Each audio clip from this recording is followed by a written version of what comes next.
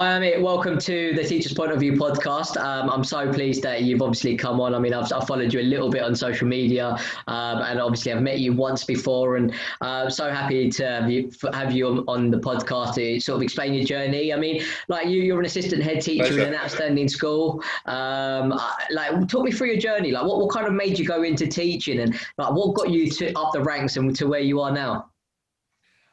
Okay, pleasure to be here. Thanks for having me. In terms of what got me into teaching, the truth is I sort of stumbled into it. I graduated from university. I had no idea really what I wanted to do or where a degree in politics was going to take me. And it was my mum who sort of suggested that perhaps I'd be half decent at teaching. Maybe she'd seen some qualities in me that she thought would work. And I sort of applied for the PGCE, and 10 years later, I guess, still doing it, still here. So that's what sort of got me in, I guess.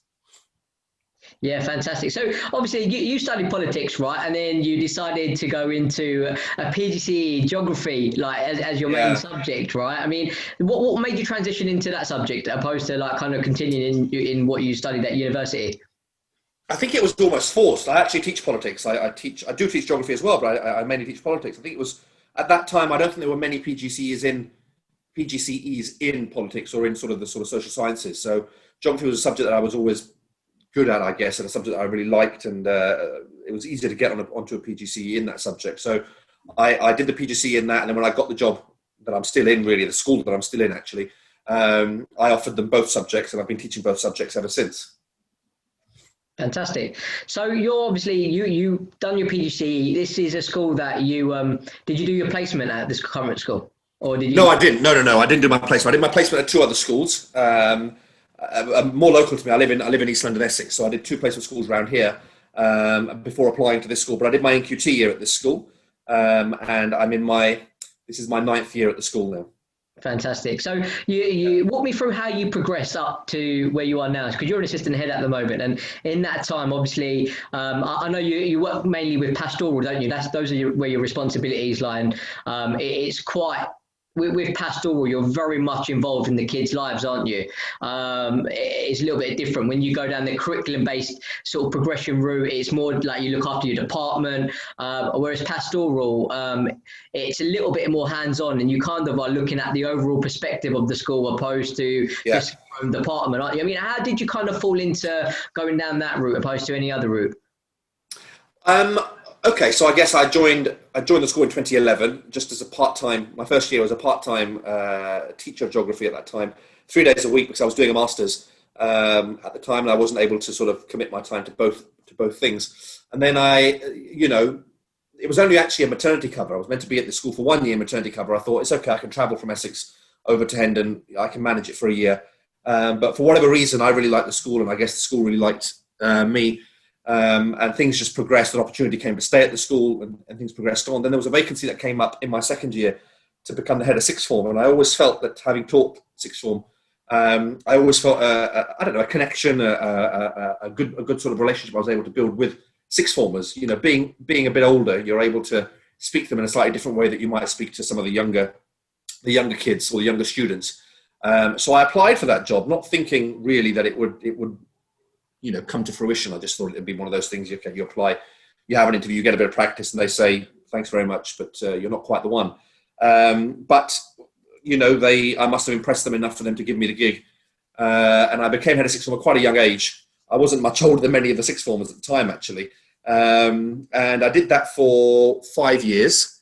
Really enjoyed it, thoroughly enjoyed it. Really loved sort of working with sixth formers and being involved in sixth form life, teaching sixth form. And then an opportunity arose at the school to become the assistant head teacher in charge of pastoral. And because I was in a pastoral role anyway, and I was in the pastoral team anyway, I felt that was a natural progression for me. Teaching and learning, curriculum, data, that's not really my strength or my strong point. So pastoral care, I guess, is probably my strong point, my strength. And that vacancy came up, applied for it, went up against some internal candidates, my colleagues and friends really, went up against some external candidates, and ultimately the school, the CEO and the head teacher felt that I was the strongest candidate, I guess, and they gave me that job. I've been doing that now just shy of 2 years. So that's the journey, I guess, through the school. Yeah, fantastic. I mean, what are the qualifications you had to get to become assistant head? I mean, I saw you got a recent qualification, which we'll go into in a second as well. But Yeah. like, walk me through like the stages to get to assistant head. Well, the truth is, I don't think you necessarily need qualifications per se. I think it's just that experience that you're able to prove. You know, you've contributed to whole school development, whole school progress, and you've made some sort of commitment to, if it's pastoral, to the development of the young people, if it's teaching and learning, to the development of the curriculum. I was put forward for the MPQSL, which is a sort of senior leadership qualification, and I was put through that because there was a vacancy that had arisen in the school to become an acting member of the senior leadership team, which I went for. I didn't get that job actually, but I got to the final two, and the school felt that they wanted to help me develop in order to, I guess, you know, without sounding narcissistic, I guess to stop me from leaving, as most organisations would do if you have a half decent employee. They put me forward for that MPQSL, which I think probably did help. It probably gave me some of the skills that I needed, and it gave a qualification on paper, which, you know, whether we agree with it or not, or whether we like it or not, sometimes those qualifications on paper do make a difference. But if I didn't have that, I don't think it would have made a difference. I probably would have still got the job if I didn't have that qualification, I guess. So, yeah. Fantastic. I mean, you've progressed pretty far in your career so far. Like, what's the next stage? Like, what are your aspirations now? I mean, you've got this new qualification. Is it the MPQH, haven't you? I have, yeah. I recently got the MPQH, and that was an important qualification, because I do think if you want to go into headship and you know, lead a school, I do think having the MPQH is important, and you do learn a hell of a lot of things on that course about leadership, about management. Because at the moment I'm in charge of one particular area of the school, and I'm able to oversee that. But you know, when you're the head teacher, you have to oversee a number of different areas of the school, so it becomes a bit more complex, a bit more difficult. And obviously, doing the MPQH means that I'm definitely aspirational to be a head teacher. That's something that I would like to fall into sooner rather than later, actually. In our profession, I guess, you know, the natural progression is assistant deputy head.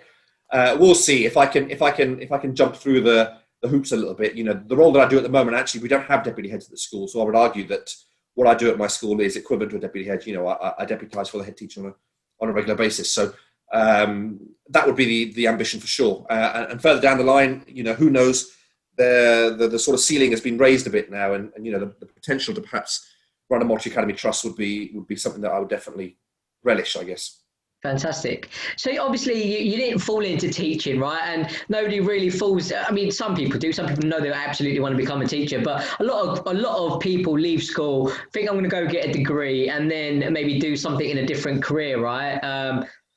Your last 10 years, like what's kept you in teaching? Because I've been doing education recruitment a long time, and over the last 6 years I've seen so many people come into the industry, so many people leave the industry, and like through my experience, you kind of leave within 3 to 4 years of when you do a PGC. I mean, what's kept you in it for so long? I think becoming the head of sixth form at quite a young age, quite early on in my career, showed me that there are avenues for progression. It showed me that there was something that I was good at, and something that I enjoyed a lot. And it is something that I enjoy. You know, I'm not in the classroom anywhere near enough as I used to be, of course. But it is still something I enjoy. I still enjoy going in, teaching those A-level students every now and then, a few times a week. And I enjoy the whole kind of, you know, being able to make a difference to an organisation, to a school, and in my particular school's case, it's that entire community. And to be able to make it, that doesn't mean, by the way, you know, if I'm honestly speaking, it doesn't mean that I've not thought about leaving the profession along the sort of years, because there are lots of stresses associated with the job, and I would think that, you know, my qualities would be suited to the private sector, where I probably get paid a lot more than I do in the public sector. So it's not something that I haven't thought about, but I've never felt the sort of the real urge, the real passion to make that jump. I'd like to give it a real good go at being successful in this sector that I'm in, and ultimately being able to make a difference to people. I think is something that I really value and really cherish. Yeah, I mean, it's massive, isn't it? I think you raise a good point. You do make a massive difference to these kids, don't you? I mean, these guys. Well, we try.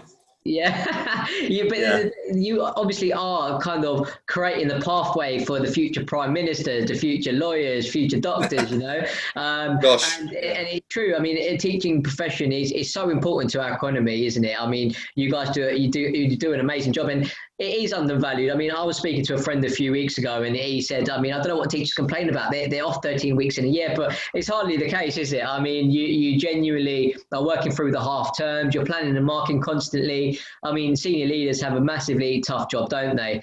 I mean, there's a lot of teachers that often question why senior leaders get paid so much more when obviously they're on the front line, you know, and when teachers are on the front line actually in the classrooms and making the difference. I mean, what would you say to those critics? Look, there's quite a few things you've asked there, actually, but I mean, the last point that you mentioned about teachers feeling as though senior leaders are perhaps overpaid or whatever it might be. You know, at the time of filming, we're in the middle of, I don't know when this is going to go out, but certainly at the time of filming, you know, we're about to go into a second lockdown and schools are dealing with huge COVID issues. And we are, you know, really, really working our backsides off, forgive my French, to keep schools running, to keep schools open, to keep as many kids in school as possible. So I think that responsibility lies on senior leaders. And ultimately our job is, to an extent, to protect teachers in a school so that they're not exposed to this kind of all these things that go on, and they can do what they do best, which is go into a classroom and deliver outstanding lessons. So many of our teachers really do. In terms of, I guess, criticism of the profession, I think that just comes with the job. I mean, it's one of those things that I don't know is going to be changed, but I guess podcasts like this might help to break that stigma. I'd like to think that I work pretty hard, but I'm biased. I'm going to say that, I guess. I'd like to think I work as hard as many other people in across different sectors would do. But yeah, so I think it's, yeah, I guess that's the answer to that one. It's hard to break that stigma, but I think things like this will encourage people to understand that it's not quite the lie down that people think it is.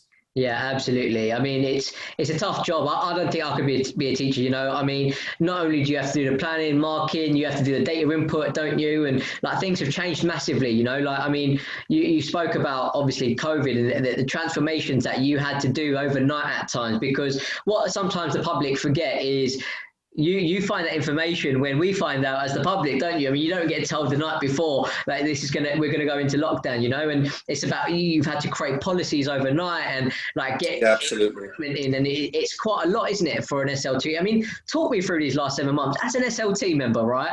You've obviously March 23rd, boom, we go into lockdown. I mean, what is the mindset of senior leaders within a school at that point?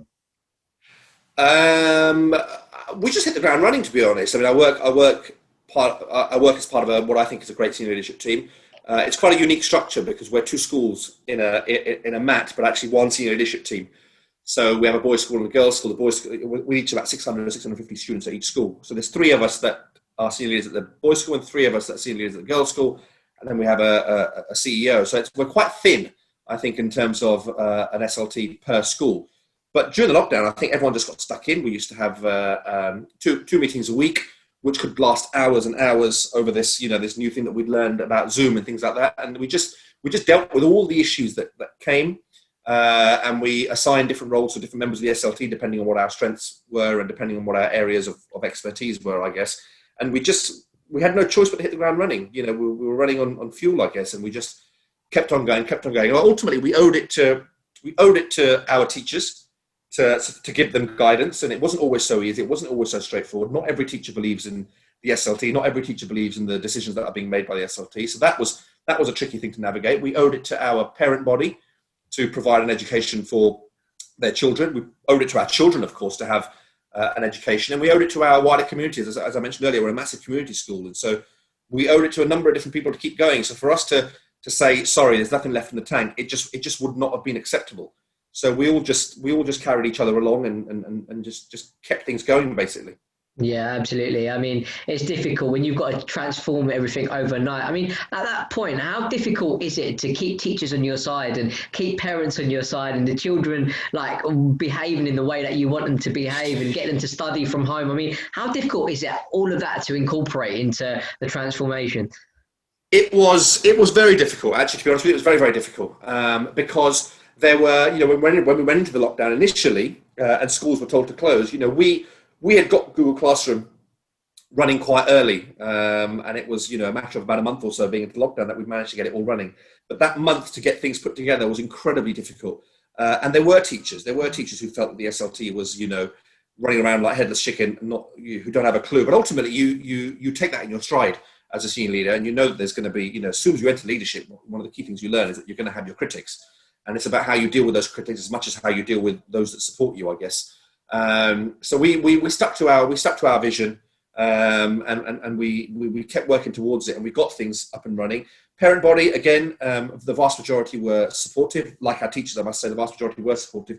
Parent body, vast majority supportive, but ultimately they're not the ones that take up most of your time. Sadly, it's the ones that have criticisms and have issues. But then it wasn't just about criticism; it was about people that had genuine issues, such as not having access to laptops. We have parents that have a number of children across different schools, and only have one device in the home. So to be able to offer live lessons to all of these people whilst they're trying to navigate one device and share that device between different children of theirs, it really wasn't easy. We had to navigate all of these issues ultimately as they came. And a lot of those issues just sort of came about without us being able to preempt them, because we entered a totally new world that we weren't very used to or knew much about. And some of the issues that came up were things that we hadn't dealt with before. So we had to think a lot on our feet and just make snap decisions. And, most of the time those decisions paid off, but there were occasions where decisions didn't go the way that we wanted them to go. They didn't work. And ultimately we had to backtrack. And sometimes that causes a bit of anxiety, a bit of confusion, and a bit of frustration amongst the wider teaching body and our parent body. But, we rallied together as a community, the teachers, the staff, the SLT, the community, the students. We rallied together, and we got through it, and we're not quite through it yet, obviously, because we're in the sort of second phase, but we're still working our way through it.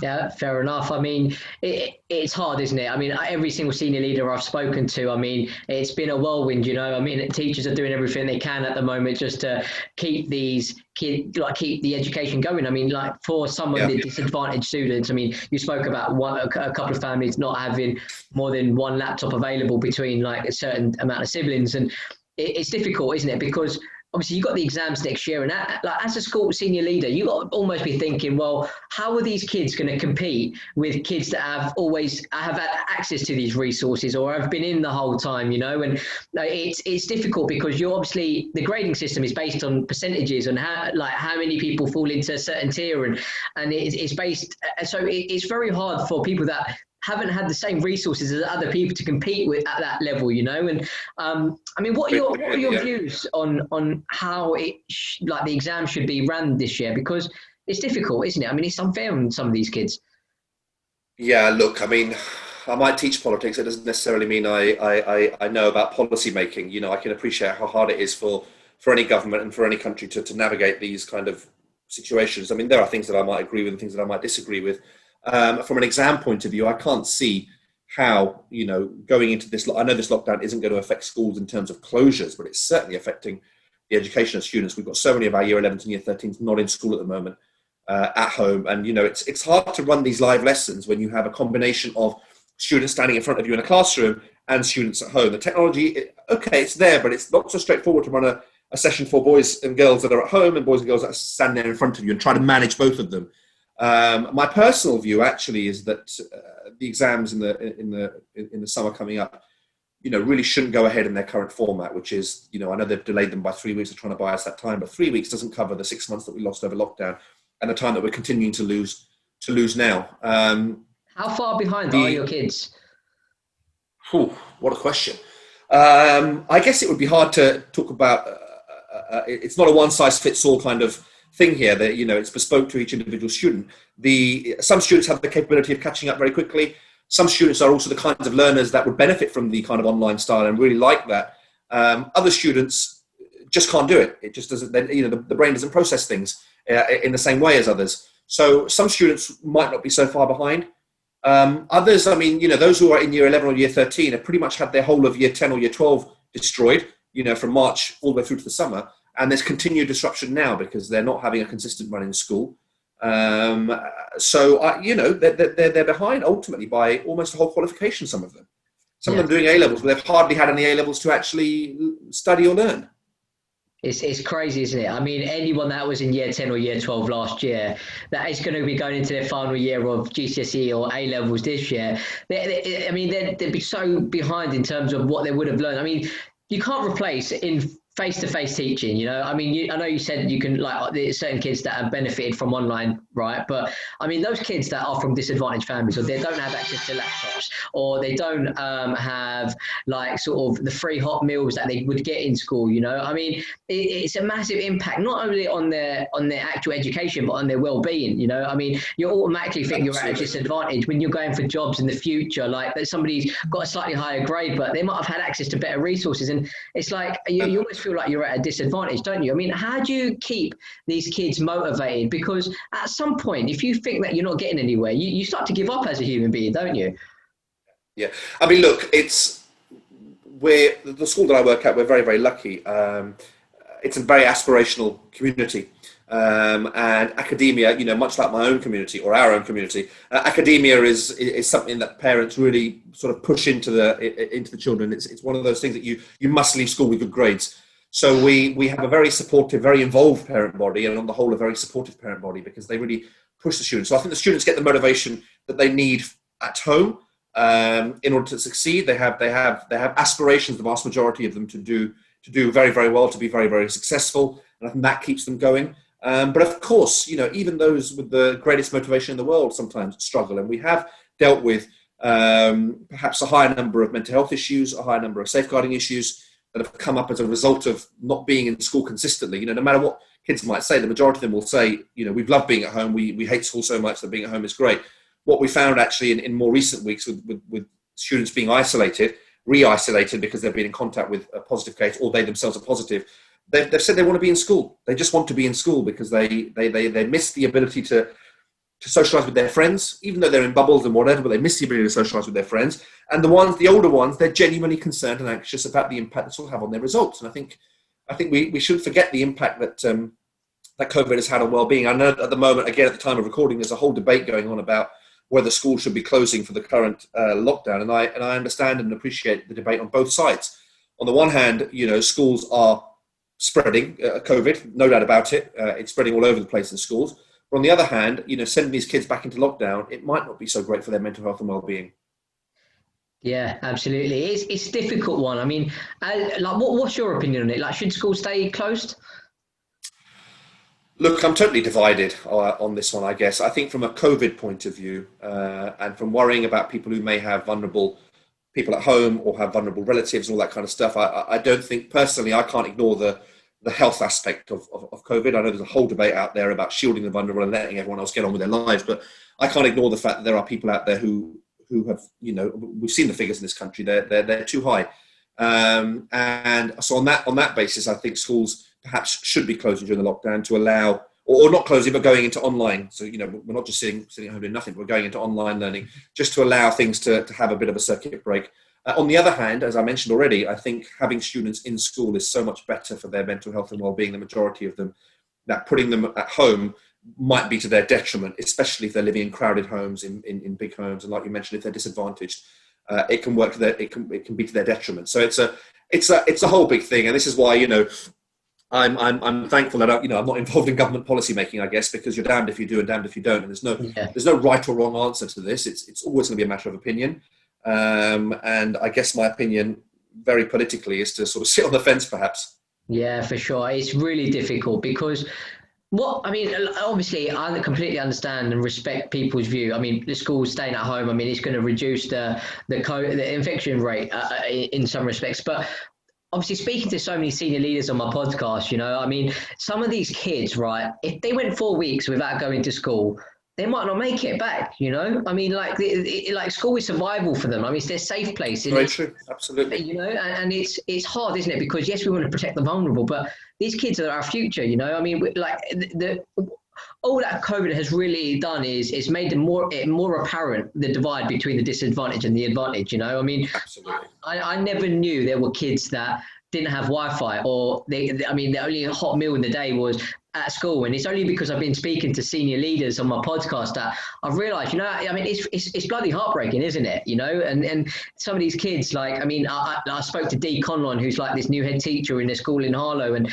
she basically said that some of the teachers over there are sacrificing their lunches and giving their lunches to these children to take home, you know, because they know that, like, they're not going to get a hot meal that night. And it's heartbreaking, you know, and this is what some people don't understand is, like, yes, it is the safety of the economy, but these children they need school, it's their safe place. So like you, I very much understand both ways. And it's difficult because as a senior leader, you've got some teachers that will probably buy into your vision, but then you've got some teachers that will be like, no, my safety first, And absolutely. And you know what? Who are we?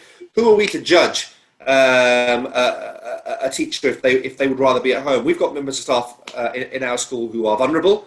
We've got members of staff who have illnesses and who feel unsafe. And our building, certainly the boys' school building, is old, small. Not fit for purpose, too small for the number of boys that are in it. But we get by, and the vast majority of us get by fine. But there are some people, students and parents and teachers, who are genuinely scared for their well-being. And who on earth am I? Who the hell am I to judge them feeling that way? So to be a senior leader, obviously you've got to take care of all the things that go right, and they're the easy things.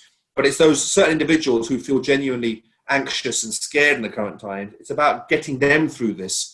And I can't make promises to them that they're going to be fine, or that they're going to be safe, or that there's going to be no. I mean, who am I to make those promises? So it's incredibly difficult. It's incredibly complex, and I know some teachers at our school would definitely have preferred that we had closed during lockdown. But they soldier on, and that's something to be really proud of.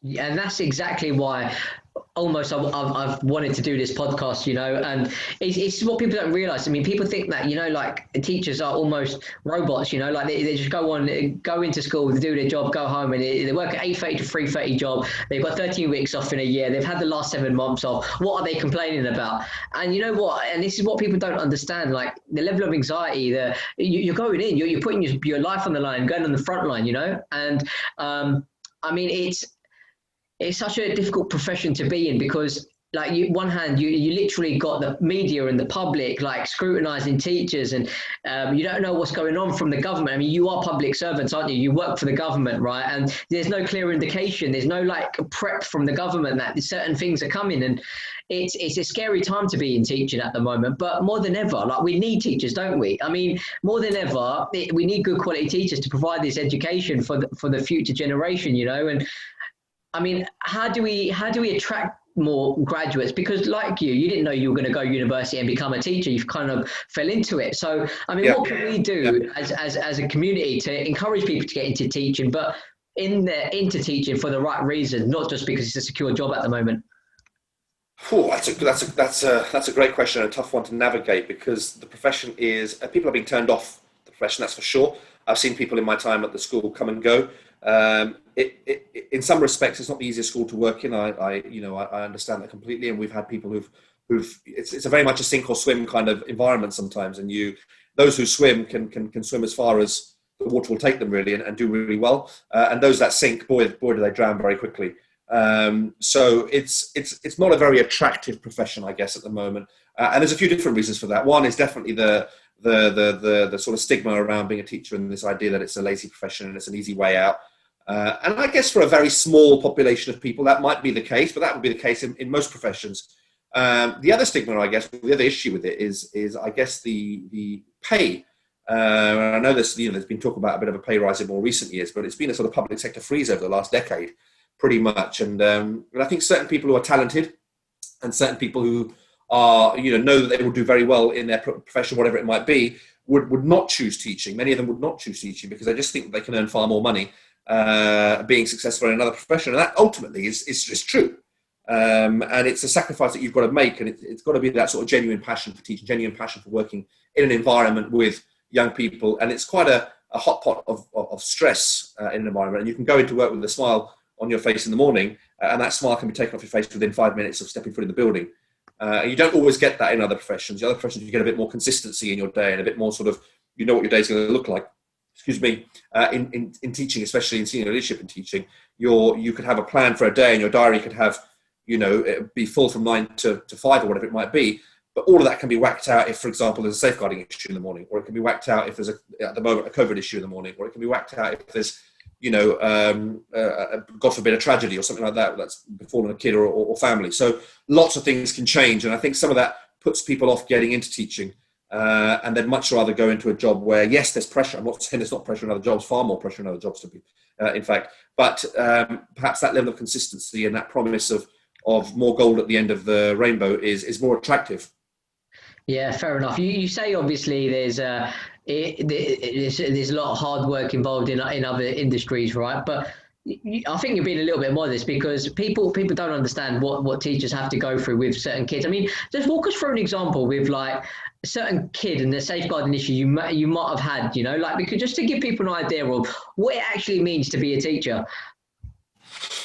Gosh, I mean, yeah, safeguarding situation, depending on the nature of them and the severity of them, they can take an entire day to deal with. You might have to deal with a situation which starts at 9 o'clock and you're not finished dealing with it until 6 in the evening. And if you've had meetings in your diary, or if you've had things that you've got to do, all it does is it means that those things have to be done at a different time or a different day. And most of your days are already full up. Certainly, senior leaders, most of your day is full up with meetings or full up with trying to support teachers or whatever it might be.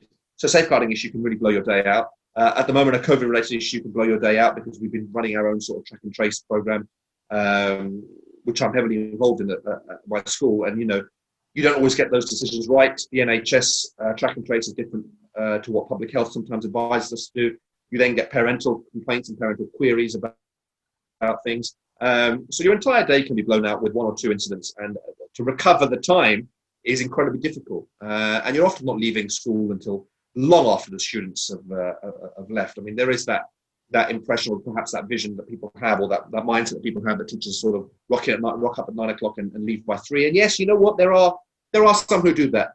And like in every profession, you get teachers who aren't very good. I guess that's just the nature of the beast across up and down the country. But you get bankers who aren't very good. You get lawyers who aren't very good. You get whatever it might be who aren't very good, and you can get away by doing the bare minimum. But those that are good, and I've met loads of them, and those that do work hard, they're not. It's not a 9 to 3 job for them. It's very much a lot of people aren't leaving till 6, 7, 8 o'clock in the evening, and they're being thrown out of the school by the site team because they've got to close the building, and they still haven't finished up all of their work, and they go home and log on, and they're carrying on working from home. So it can be a very draining profession, very, very draining. Yeah, of course. And like I said a little bit earlier in the podcast, I mean, like I've seen in my 6 years that people kind of leave after 3-4 years, I mean, you come in as an NQT, you're really passionate, you give it a full on 120% for 4 years, and you burn yourself out and you kind of almost leave the profession, don't you? I mean, what do you think separates the people that leave the profession opposed to stay in the profession? Oh, look, I wouldn't want to comment on.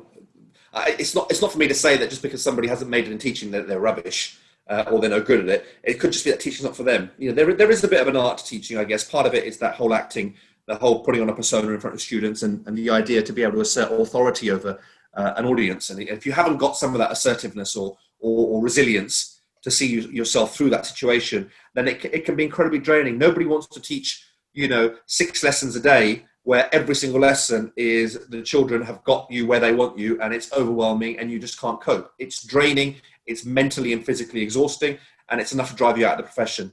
But those that are able to assert their authority early on, those that have the resilience to see themselves through bad times, and those that also have the self-awareness and the ability to critically evaluate their own performance, I think are the ones that end up being successful. Because if you've delivered, if students have behaved very poorly for you in a lesson, let's say as an example, rather than say it's all the student's fault, perhaps there needs to be some self-awareness and critical evaluation of, was your lesson good enough?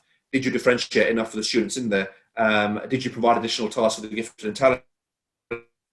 Did you put everything into that lesson? And ultimately, sadly, in the current climate, a lot of the ability for really outstanding teachers to do that kind of stuff is being taken away because they're needed to do so many other things. Like with much of the public sector, the cuts have been felt hard by schools. And more people are taking on additional responsibilities, which means that their number one passion, which is teaching, they're not able to give their 110% to, and that's a travesty. I think a real shame, that is.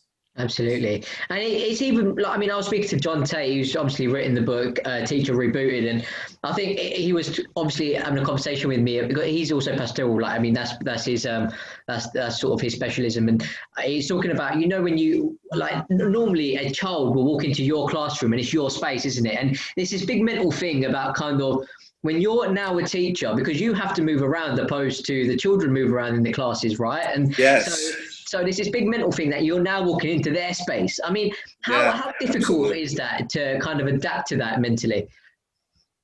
It's really hard for teachers, the teachers who don't have responsibility in a school. It's easier if you have responsibility because sometimes you're just a little bit more feared or respected or whatever it is by students. But if you're a teacher, especially if you're new, if you've joined a school now in September, when there's been so much chaos before and so much chaos since, it's incredibly hard to find your feet science teachers, for example, they're teaching well out of their comfort zone, not teaching in a science lab where they're used to the space, they're used to standing at the front of that and being able to dictate terms.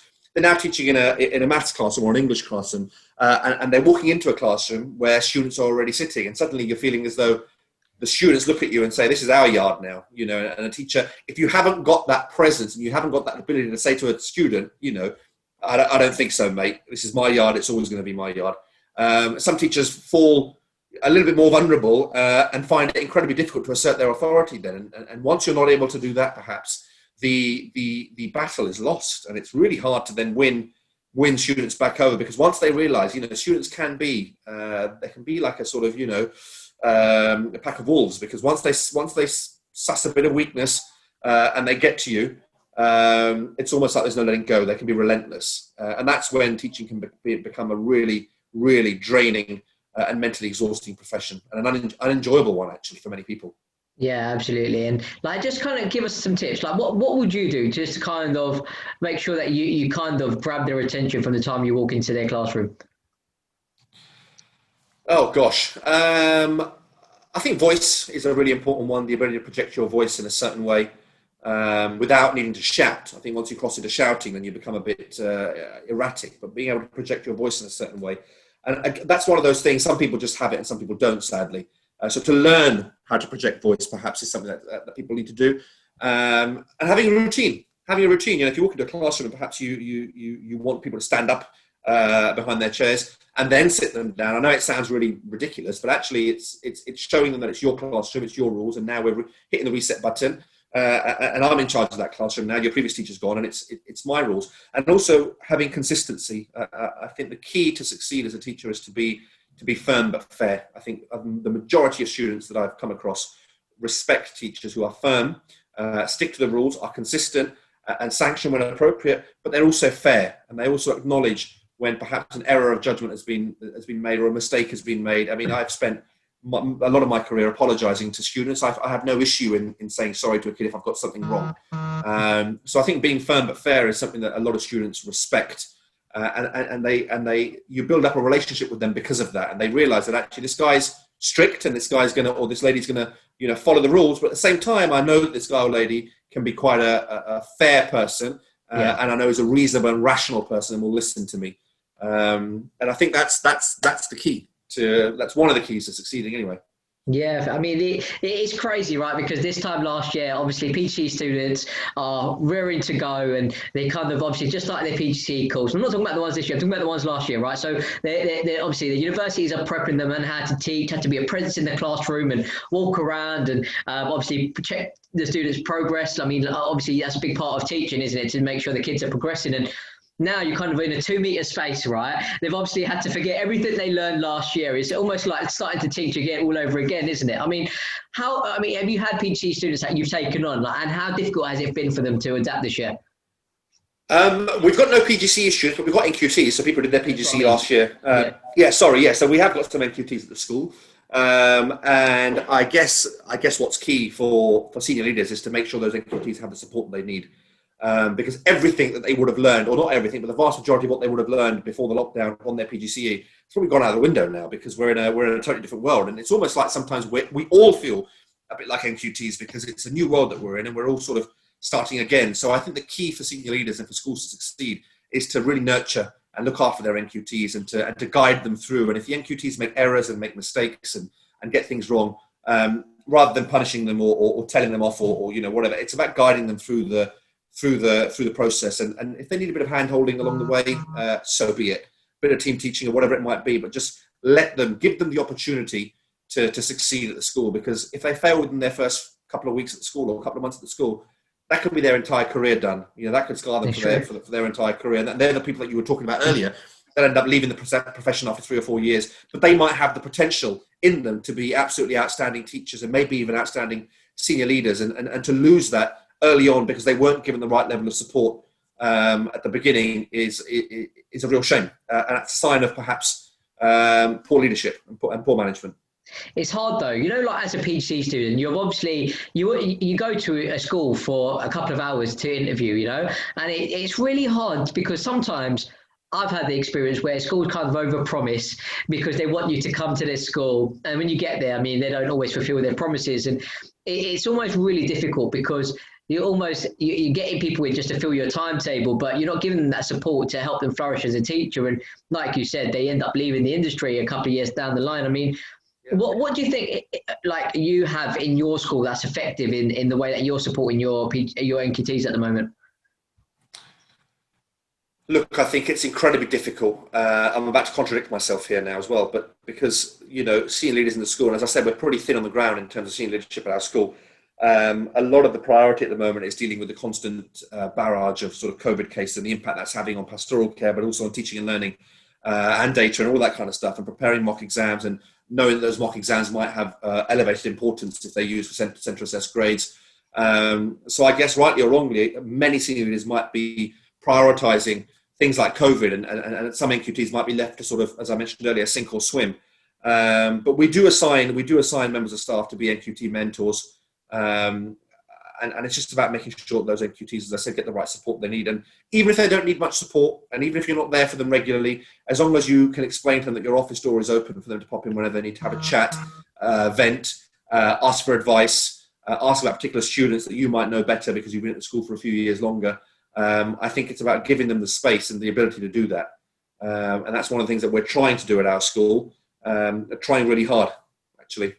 Yeah, it's really difficult. I mean, if they like from your, obviously there's a level of support that you've got to give your teachers, your parents, your kids, and I mean, what support can the government give you to help you in this situation?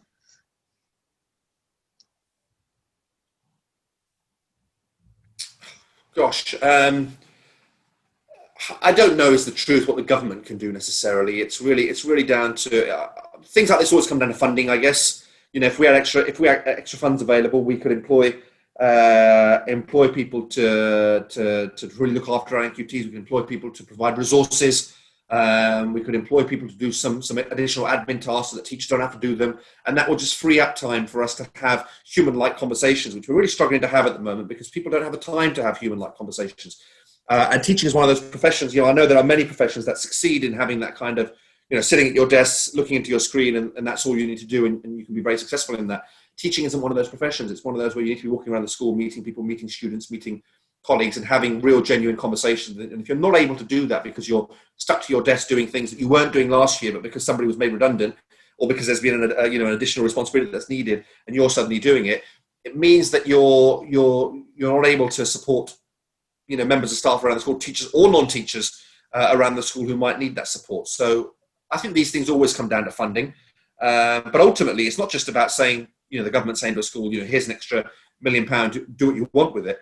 It's about the leaders knowing how that funding is going to be, how to best utilise that funding to ensure that the school improves for its entire community of stakeholders. That includes parents, teachers, students, etc. Yeah, fantastic. And as a community, what do you feel? It's hard because obviously it's such a new, like this virus is new, right? Obviously we don't know anything about it. I mean, like we were meant to be immune to it if we had it already, but now there's more data to suggest that otherwise, and it's really difficult, and obviously this whole economy is now in lockdown. Schools are sort of asked to carry on going to school. I mean, I've had teachers that have been working on supply that have had to take time off because somebody in their house has had it or they've had a temperature. Yeah. And I mean, it's a really, really difficult time. I mean, you're having to juggle everything. And if you're ill, like normally you'd kind of be resting in bed, but you've almost got to be like planning lessons and still providing them, right? I mean, it's a really, really difficult situation for teachers at the moment. I mean, why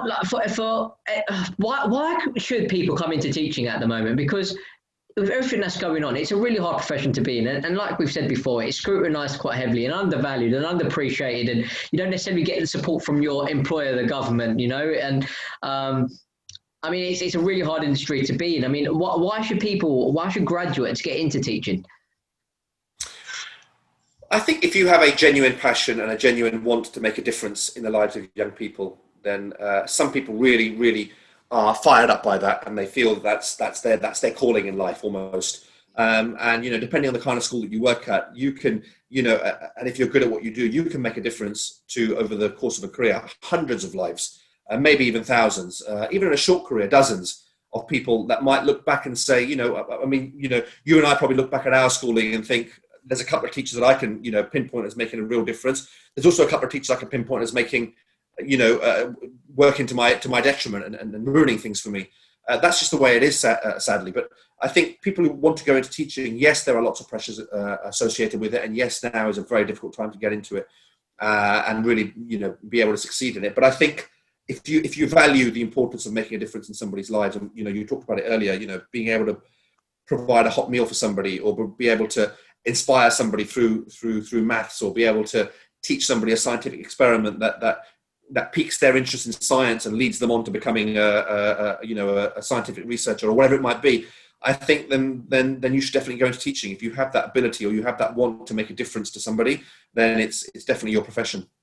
Yeah, fantastic. And for those that are like studying their PGC at the moment, obviously they're having to learn in a certain way, aren't they? I mean, they're having to teach in a very unorthodox way that you've obviously taught before. I mean, how difficult is it going to be for them to find the job next year? Because some of the PGC students that I've spoken to are a little bit worried about what the job perspectives are for next year. Like they're a little bit worried that there's not going to be much movement. There's a little bit of uncertainty. I mean, what is recruitment looking like for next year? B, what advice can you give them to stick it through this year? And then finally, how much will they have to adapt once COVID goes away to the old style of teaching, or the right way of teaching, should I say?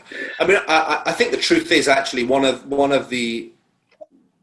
way in which teaching has emerged from this pandemic in a strong way is actually job security.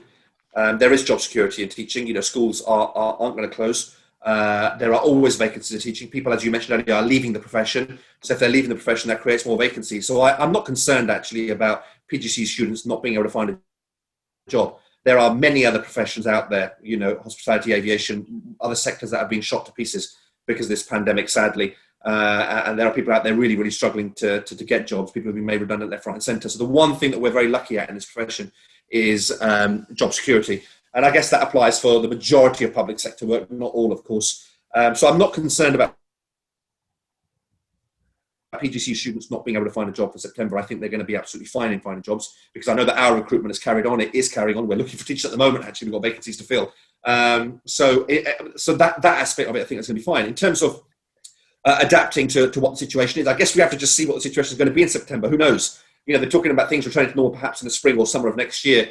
But so much has evolved. There are things that we have taken into teaching as a result of this pandemic that are not going to go back. For example, we use Google Classroom, and we would be absolute fools as a school to give up on everything that we've built as a Google Classroom platform just because we go back to normal. It's been a game changer, and we're going to work out when COVID goes away. Hopefully, we're going to work out a way to make Google Classroom and embed it into our teaching practice. So I guess new teachers and aspiring teachers getting used to technology is probably something that they need to think about. Yeah, fantastic. And what can they do? Like, I mean, if they come, imagine I'm an NQT or a PhD student, going into my NQT year next year, and I'm going for an interview. I mean, I've had limited sort of teaching, haven't I? I mean, I've had limited levels of learning throughout my course this year. And what will you be looking for? If I'm applying for your school and I've come and sat in front of you, like what kind of things do you want to hear, and what are you going to be looking for? Look, I think passion for the job, passion for your subject, passion to want to make a difference to young people, I think is really important.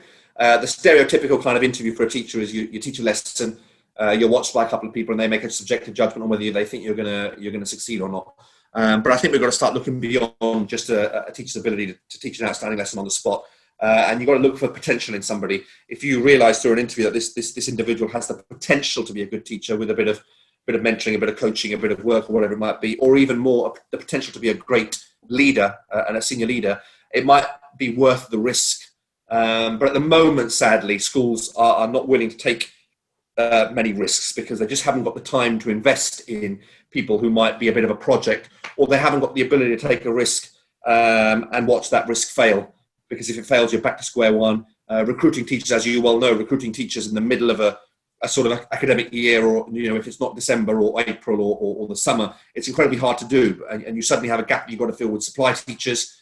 And you probably find out at the moment that supplying teachers at the moment is getting more and more difficult because more and more students need them. We've got a whole number of supply teachers in school at the moment because of teachers being out with COVID or being in isolation. So it's a fast changing industry, I think. And some of those changes are for the better, no doubt about it, like the technological advancements. But other parts of it are really making things very, very difficult, very, very complex, and making us less risk averse, I guess. Yeah, fantastic. And like those kids, I mean, say like things do get better in April, right? And obviously we can start interviewing in person again. Because right now, I mean, a lot of interviews are happening over Zoom, aren't they? And let's face it, it's not the same. But in some ways, it's difficult, isn't it? Because most of the time, in a normal year, you'd go teach a lesson observation, like you said, and I get it why you'd want to, because obviously you want to see how they engage with the children and you want to see the potential in them, and it obviously gives you an idea. But sometimes, in my opinion, teachers are at their best when they know the kids, right? Like you've built that rapport with them, you know how to get the best out of them, and sometimes it's not going to give you a true reflection of what the teacher's like. And it's really hard. I mean, I've interviewed so many recruitment consultants before, and you're expecting a certain thing. And when they get there, I mean, they don't deliver on what you expected, and Yeah. lesson observation sometimes, can you? Because it does go wrong. I mean, I've seen teachers leave after 6 months because they weren't good enough, but they were interviewed 6 months ago and the lesson observation was fantastic. So, I mean, it's really difficult recruiting good quality teachers, and it's almost why we need teachers, don't we, in the market, because it is so hard. Well, this is the thing.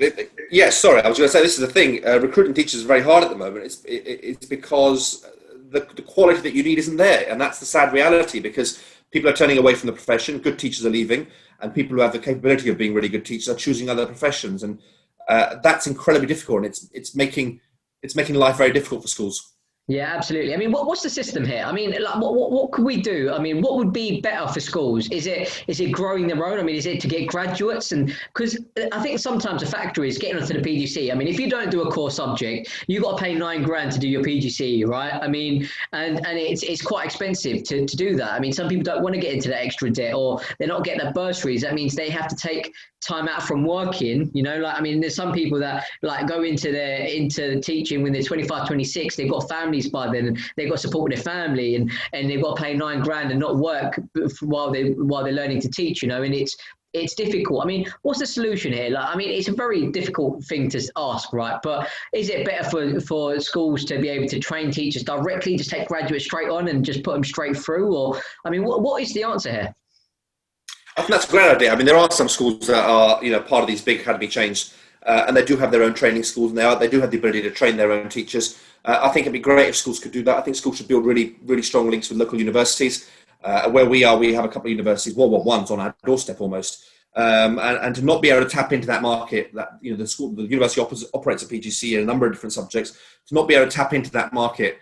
I think we're missing the trick a bit, and I think dare I say it, some schools need a large recruitment and human resources team to be able to. If you want to bring in the very best, you've got to be able to attract the very best, and you're stuck in terms of what you can offer from a pay perspective, especially if you're let's say you're an inner city school in type, but an outer London weighting because of where you fall in terms of the borough. It's hard to then adjust your pay, but you've got to be able to provide alternative.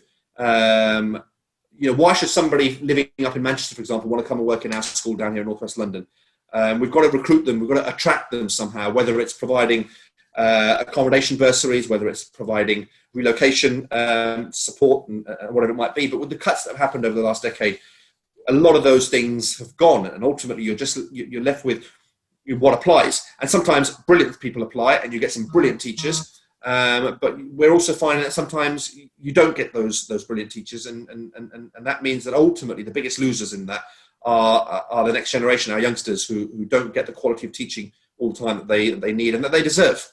Yeah, absolutely. I think I've been in a conversation with quite a lot of graduates over the last 2 years in general. I mean, even now actually, like, I mean, I speak to graduates and they want to get into teaching. I mean, there's some of them are so enthusiastic about getting into it. And I mean, I was speaking to a biology graduate actually a few weeks ago, and well, actually 2 weeks ago, and she basically said that she's been rejected from a PGCE. You know, like I mean, she's a Oh biology gosh, specialist, and it's like, I mean, I don't understand because we need science teachers, you know, and she was like, I mean, absolutely. yeah, I know it's absolutely bizarre. So, I mean, what's the way out of it? Because we don't really know what the application process sometimes is when you're going through your PGC. I mean, to get a biology teacher rejected in my head is bonkers because we need scientists, you know, whether, even though biology is the science that is probably more common than the other two, it like still general key stage 3 to key stage 4 is still a need, isn't it? In many Absolutely, schools, you yeah, know, and absolutely. it's so surprising. I mean, like, I mean, over the last couple of years, I've had a lot of graduates go into schools, and in the following years, they've gone on to do their PhD. They get a lot of support, where they get that training Yeah, and experience, you know. But this year it's that much harder because no schools want people to come into their schools and gain that experience. They don't have time to like work with these graduates, you know. And for anybody that wants to, like, is a graduate that wants to get into teaching, to get into your PC, you almost need the experience, don't you? You need to show that you've had some school experience. And I mean, what do these graduates do to be able to get their foot through the door at the moment? well, I think it's yeah. I look, you raised some really good points in that in that, and you've almost answered your own question there a little bit because it's incredibly difficult to get in. And if you're applying for a PGC because you're passionate, and you want to make a difference, and you're being rejected, that's a pretty big slap in the face, which might be hard to overcome. And as a result of that, you've potentially lost somebody who had the ability to be a really outstanding teacher. So it's incredibly difficult out there at the moment. And you also mentioned that doing a PGC is financially not very lucrative. You end up with the debt. And if those bursaries have disappeared, certainly in some of the subjects, and they have disappeared in the non-core subjects, that makes life really difficult. So it's a tough old time out there to graduate at the moment. But it's tough in every profession to graduate at the moment because of the private, as I mentioned earlier, the private sector perhaps much harder because jobs are being cut, let alone people being advertised. At least in teaching, there is still a bit of that job security. That there are still vacancies. I mean, you could probably look at the TES website now, and there'll be thousands of jobs across the country available. But it's about being able to find the very best people for that job. And that's the bit that I think schools are struggling with at the moment. They're not able to recruit the very best people that they need. And if you're a community school that has high pressures, you really want to be offering the best kind of education, and you're just not able to always offer that, which I think is tragic for our young people. Yeah, absolutely. To kind of obviously finish off, I mean, for anybody that is looking to get into teaching, what's that final bit of advice that you'd kind of give to them? Like, why should Don't they do do it. No, I'm joking. I'm joking. I'm it? joking. Look, as I mentioned, I think somewhere earlier on in the podcast, the recording, if you have a genuine passion and a genuine belief that you are able to inspire people and you want to inspire people and make a difference in people's lives, then go for it, because it's an incredibly rewarding profession when, even if one student out of 100 that you've seen or 1,000 that you've seen, if one student says to you that something that you said to me, sir, or something that you did for me, sir, made a difference and changed my thinking and helped me, then that's an incredibly rewarding thing for you, and it feels good. Ultimately, we all have egos, we all have elements of wanting those egos to be massaged sometimes, and if you've made a difference to a young person's life that helps shape their future or shapes their decision making, there's nothing better than that, really. Yeah, absolutely. I mean, you've had such a fantastic career. I mean, Thank I'm you. rooting for you to go into headship. I mean, what are your plans then? I mean, obviously, you want to go into headship. What's the timescale that you're looking at? I mean, I've seen that you're a governor in another school. I mean, are you looking to take that one over? No, look, it's one step at a time, I guess. Things at the moment are so difficult in the current in where we are at the moment. We're a team, and I think working together to get us through this current pandemic is the priority. But it's no secret that with anyone that I know that headship is definitely on my mind, and it's something that when things calm down a bit, I guess, something that I will definitely look into. Yeah, definitely. What kind of school will you be looking for? Like, will you be looking to take a school that is Oh, kind of failing, or are you looking to take over a school that's not really achieving? I mean, what's your kind of mindset and what kind of school you're working?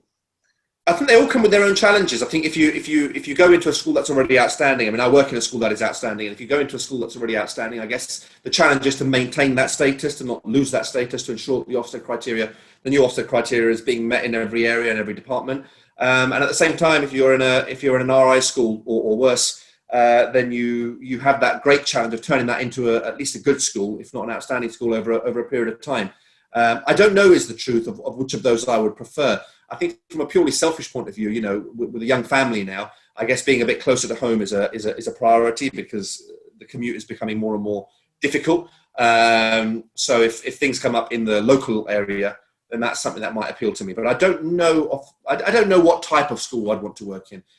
You know, as you mentioned earlier, I've been at this school for 9 years. I was an MQT at the school that I'm at. I've only ever had exposure to, apart from my placement schools, I've only ever had exposure to one environment. So maybe a change of scenery in terms of the type of school is something that I'd be looking for. Fantastic. No, I mean, look, you've done really well in your career. You know, like genuinely, I've spoken to so many educators over the years, and there's not many people within 8-9 years that go up to senior leadership and do as well as you have, and like have aspirations to become a head teacher. You know, sometimes you kind of hit a glass ceiling almost. You know, like you can kind of look up, but you can't get there. And I mean, with you, you've got your aspirations, and you're quite driven, and it comes across. You know, and I can see, obviously, being pastoral, you're very involved with children, you know, and you've got a level of, you have to be very empathetic and very level-headed to not lose your temper and lose your cool, but to really help. Oh, it doesn't mean it doesn't happen. Gosh, there's many times I've lost my temper and lost my cool. I wish I hadn't, but it has happened in the past. But no, yeah. Other than that, you're right, absolutely. Yeah, absolutely. You know, and like, look, I just want to say, well done. I mean, and thank you. You know, Thank you. Ultimately, like again, this podcast is to create awareness of how hard teachers are working at the moment, and ultimately, thank you for everything you're doing at the moment. Thank you for like the hard work you're putting in for these children, and I'm sure obviously the community is very lucky to have you. You know, and but yeah, just as a teaching profession in general, thank you for everything you guys are doing. I mean, it's all a team effort. It's the ability to you know, I lead a great team. I work in a great team, and also thanks to you. I think this is a great initiative. I hope it's a success, and I think raising awareness and you know, bringing out what I hope is the best in teaching is what you're trying to do, and I think it's brilliant. Thanks for having me. No worries. It's a pleasure. You know, I mean, you're a great guy, and obviously, like I said, we kind of met once before in a very small time scale, but it was nice to have this conversation with you. You know, and you're a remarkable man. I mean, I hope more people look at you and think, you know what, anything's possible. You know, because that's what it's about. It's about getting people that are like motivated and want to make a difference in these kids' lives. And this is what this podcast is all about: is to create that awareness. And you know, like, you guys are superheroes. I mean, sometimes people don't realize, but you like doctors say a lot worse. And they're getting big money, right? But teachers, you know, you save kids' lives every single day. You know, like some kids, it's their safe place, and they get someone to talk to. And it's not even just about the education. Sometimes it's about what teachers really do for these kids, you know, and how they shape these kids' lives. And we just need more people that are motivated and want to come and do it for the right reasons, you know. And it's a shame, because a maths graduate, they might earn more money as a financial analyst or like a stockbroker or whatever, but it's the future of our economy depends on these maths grads becoming maths teachers, you know. And I just hope more people look at this and hopefully, fingers crossed, like, come into the teaching profession, you know. It'd be wonderful to have some yeah, absolutely agreed. And I think we all hope that happens. Absolutely. And you guys do an amazing job. So yeah, thank you. Keep doing what you're doing, and I hope you guys are keeping safe over there in Northwest London. We're doing our best. Pleasure. Thanks very much. Thanks for having me. Thanks, Amit.